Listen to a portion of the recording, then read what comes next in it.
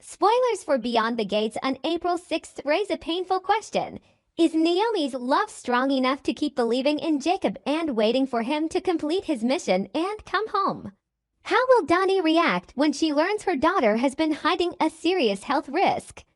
Will Bill be heartbroken or angry that Naomi did not trust him enough to tell him the truth? Does Jacob even know that Naomi is falling apart? In every troubled thought, people assume that a broken marriage must begin with betrayal. But some marriages are not torn apart by unfaithfulness. Some are stretched to the point of agony simply because love is still there, while the circumstances surrounding that love are far crueler than anything the couple ever prepared themselves to endure. Naomi and Jacob are living in that kind of darkness. They are not separated because they stopped loving each other, and they have not turned away because trust has died. They have been forced to stand at opposite ends of a rope pulled so tight it could snap at any moment, where one chooses distance in order to protect the person he loves, and the other is left to learn how to survive that distance as a form of emotional endurance. Jacob's decision to separate, in theory, was noble. He stepped away from the daily life he shared with his wife in order to handle a dangerous case, an operation that required absolute secrecy, steps that could not afford one mistake, and communication reduced to the barest minimum. But the cruelest truth about decisions that seem right is that they can still leave very real wounds behind. Naomi is not living through betrayal.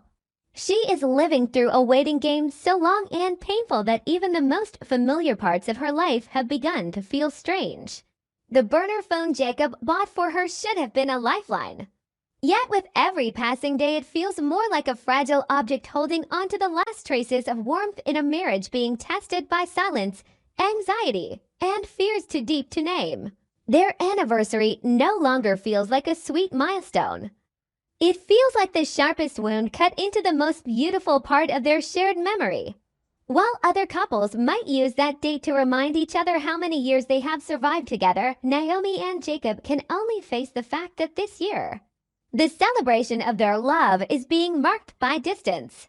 That is what gives their story such a distinct sadness. It is not loud.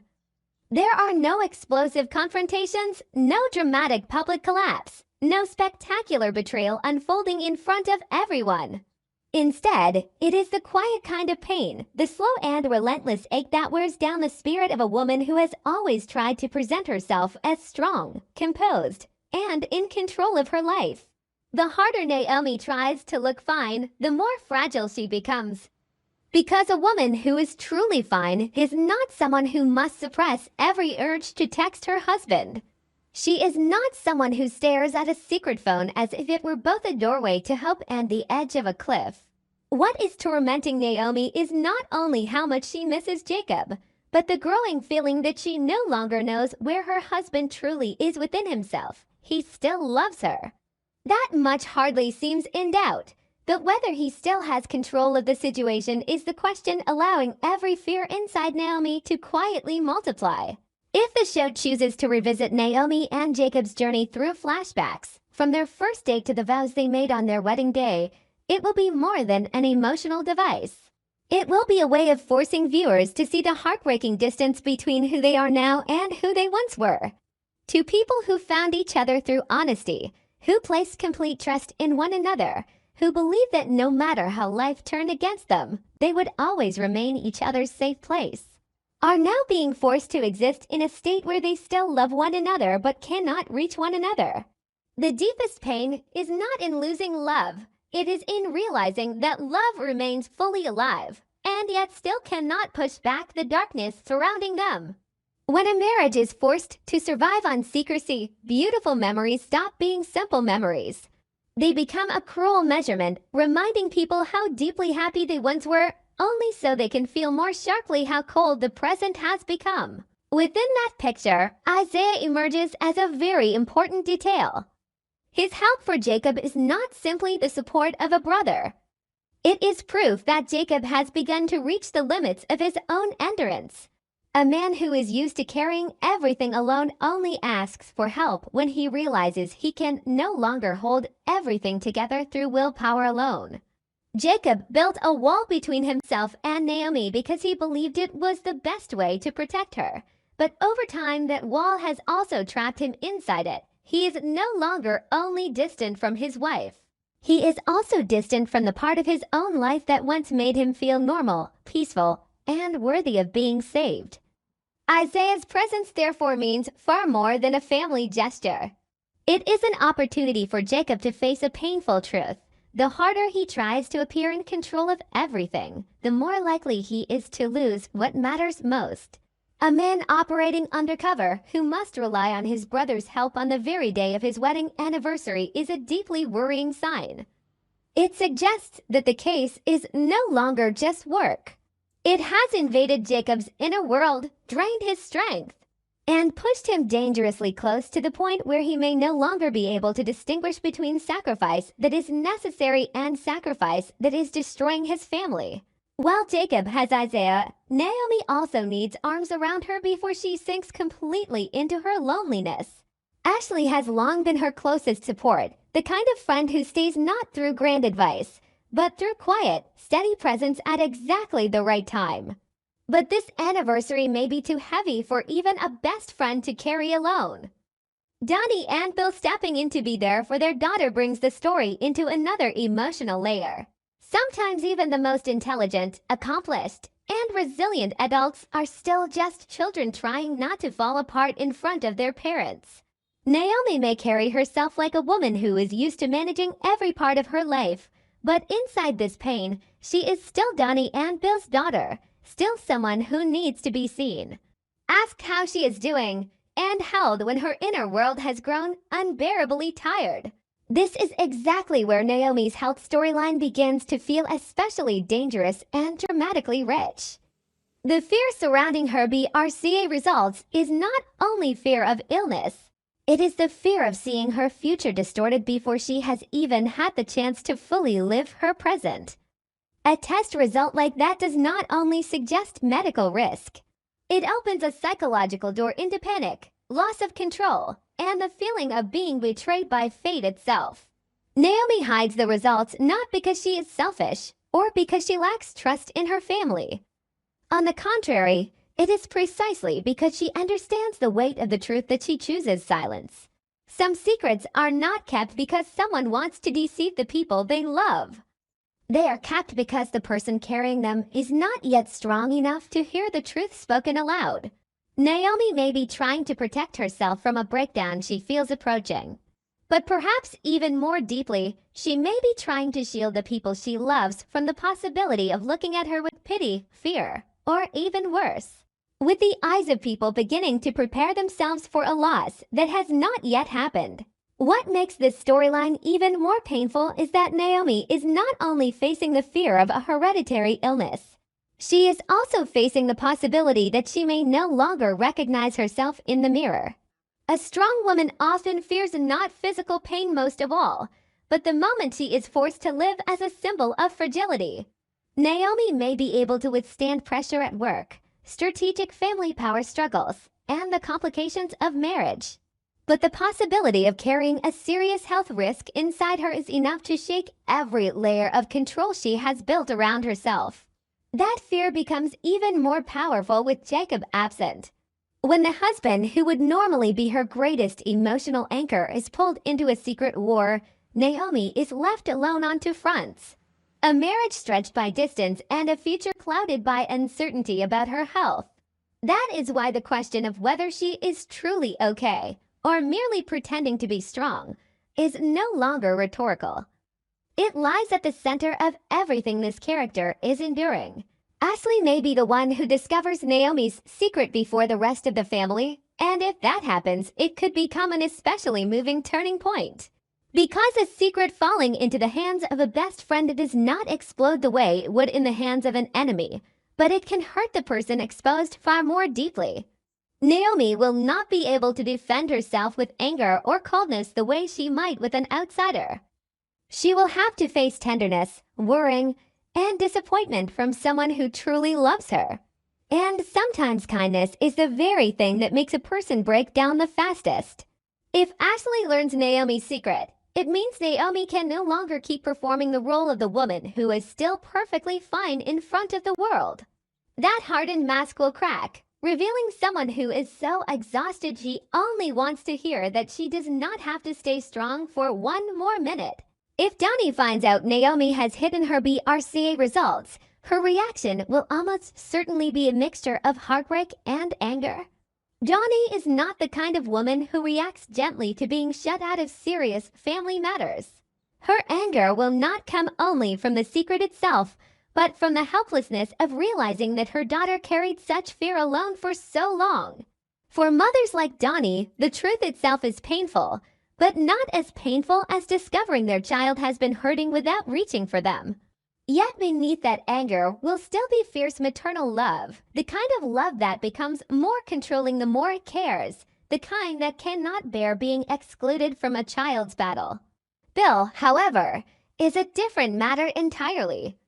His recent decision to change his will and leave the law firm to Naomi makes her health secret even more complicated. If Naomi is carrying a serious fear about her future health, can Bill still stand by his choice to hand her the future of the firm? This is a powerful question because it is not only about legacy and power, it touches Naomi's pride. If Bill changes his decision, Naomi may feel that her future has been stolen from her simply because she is now being seen as someone at risk of weakness. If he does not change it, then he risks placing enormous pressure on his daughter at the very moment when she is most emotionally vulnerable. That means Bill is facing not merely a legal decision, but a moral one and a test of fatherhood. Will he blame Naomi for keeping the secret, or will he blame himself for not seeing the cracks in her sooner? Perhaps most painful of all is the possibility that Bill will realize he has been looking at Naomi too much as the heir, the one worthy of carrying the empire forward, and not enough as the daughter who still needs protection.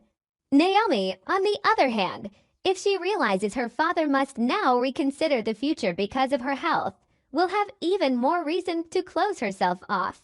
A woman as proud as Naomi would never want to become the reason her entire family's path must change. All of this lifts Naomi and Jacob's story far beyond an ordinary marriage crisis. This is a simultaneous trial of love, trust, emotional endurance, and even the meaning of family itself. Jacob is fighting outside against a case that could swallow him whole if he makes one wrong move. Naomi is fighting inside against fear of illness, loneliness, and the anxiety of a marriage stretched past its breaking point. They are both still moving toward each other in their hearts, but the more they love each other, the more life places them in positions where they cannot reach one another. That is the kind of tragedy that feels perfectly suited to Beyond the Gates. It does not need explosions. Deep enough psychological fractures are enough to place a relationship on the edge of collapse. And perhaps the most haunting part is this: Naomi is not afraid of just one thing. She is afraid of losing Jacob to a mission with no visible end, afraid of losing control over her own future health, afraid of hurting her parents, afraid of becoming a burden, afraid of being seen differently, afraid of being pitied, and afraid of the day when every truth breaks loose at once and she no longer has the strength to stand beneath all those eyes. A woman carrying that many fears while still forcing herself to smile and stay composed is often standing much closer to the edge than anyone realizes. If the show chooses this direction, Naomi could become one of the most heartbreaking and beautiful characters of this current phase, because her tragedy would not come from weakness, but from having been strong for far too long. Naomi and Jacob's anniversary may therefore bring no romance at all. It may only expose one bitter truth. Sometimes even the greatest love is not enough to stop the losses that are quietly forming in the dark. But within that darkness, there is still a fragile hope. If Jacob allows Isaiah in, if Naomi allows Ashley, Donnie, and Bill to see the truth, if both of them stop trying to protect each other by hiding their pain, then perhaps this marriage can still survive the storm. But if they continue carrying separate fears in silence, then the undercover case may not be what destroys them first. It may be secrecy itself, self-isolation, and the pride that insists on surviving alone. And that may be the most terrifying possibility of all. As for what I think about Naomi and Jacob's love, it feels tragic precisely because it is real. They are not being torn apart by the absence of love, but by the cruel weight of everything pressing down around that love. That makes their story more painful, but also more meaningful. It reminds us that love is not only about passion or devotion. Sometimes it is about whether two people can remain emotionally open when fear makes silence feel safer. Naomi's strength absolutely can make us reflect on ourselves and on the way we are living now. There is something deeply recognizable in a person who keeps functioning, keeps smiling, keeps appearing composed, while quietly carrying fear that no one else can see. Her story raises an uncomfortable but necessary question. How often do we call ourselves strong when we are really just exhausted, afraid, and too used to handling pain alone? Naomi's strength is admirable, but it is also a warning. Strength without softness, without support, without the ability to lean on someone, can slowly become another form of loneliness. If Jacob returns safely from this mission, I do think Naomi may begin thinking seriously about having a child with him. Not simply because it would be a romantic next step, but because surviving a period like this can make a person crave something lasting, something tender, something that proves life can still grow after fear. At the same time, her BRCA fears could make that desire much more emotionally complicated. A child would not only represent hope, it would also force Naomi to think about heredity, risk, timing, her body, and whether she is emotionally ready to build a future while still feeling uncertain about herself. So yes, the idea of Naomi wanting to have Jacob's child could absolutely emerge if he comes home. But if the show writes it well, that choice should not come from fantasy alone. It should come from a much deeper emotional place, where love, fear, survival, and the longing to reclaim life all collide.